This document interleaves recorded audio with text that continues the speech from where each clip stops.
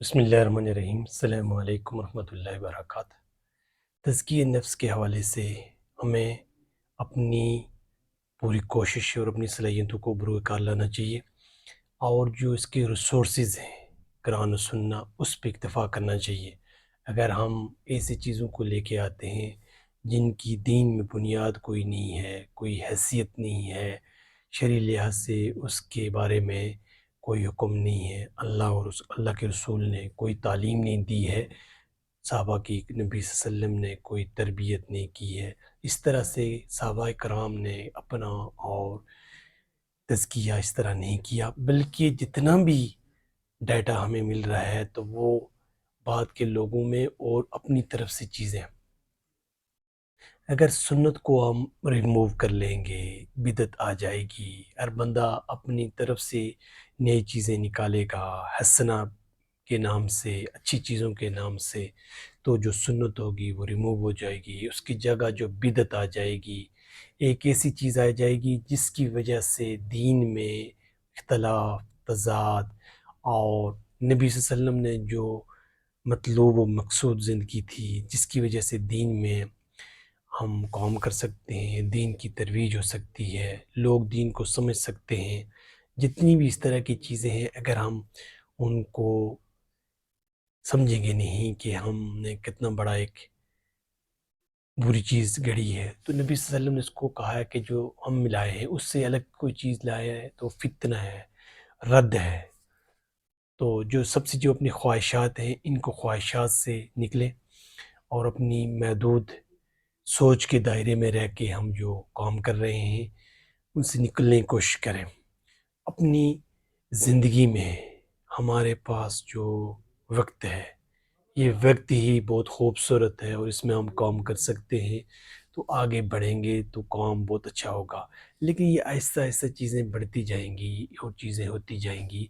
لیکن ہمیں اس چیز کو دیکھنا چاہیے اور پورے وثوق سے اس پہ کام کرنا چاہیے کہ جہاں غلطی ہوئی ہے، جہاں پہ یہ چیزیں چلی ہیں، اور جن لوگوں نے شریعت کی جگہ اپنی ایک نیا من گھڑت اور چیزیں لائی ہیں اور سمجھا کہ یہ بہتر ہے، تو اس طرح کی چیزیں اسلام میں نہیں ہیں۔ اسلام کو اگر ہم نے سمجھنا ہے تو قرآن و سنت کے لحاظ سے اپنے آپ کو نبی صلی اللہ علیہ وسلم کی سیرت پڑھے، لیکن یہ ایک دو دفعہ پڑھنے والی چیز نہیں ہے کہ ایک دو دفعہ پڑھ لیا تو بس نہیں، یہ بلکہ پوری چیزیں جتنی بار بار ہم ریوائز کریں گے، سیکھیں گے، روز کی بنیاد پہ جو ہماری بنیادی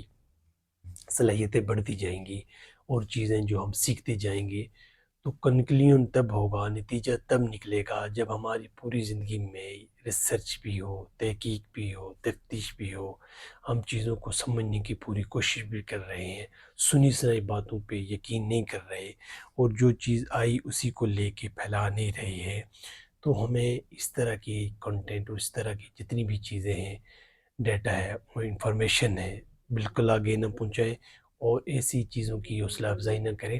بلکہ ہمیں صرف ان چیزوں پہ خواہشات کی اور جو بدعات ہے اس کی جگہ صرف قرآن و سنت کو ہم دیکھیں گے، نبی صلی اللہ علیہ وسلم کی زندگی و مبارکات دیکھیں گے، تو اس طریقے سے ہم آگے چلیں گے۔ لیکن اگر ہم اپنی ذہن میں جو کوسچن آتے ہیں ان کو حل کرنے کی کوشش کرتے ہیں اور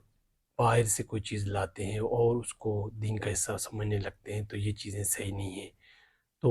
اپنی استطاعت اور صلاحیت کو سمجھتے ہوئے جو ہر شخص میں موجود ہے کہ وہ اچھی طرح کام کر سکتا ہے، بہت بہترین طریقے سے آگے جا سکتا ہے،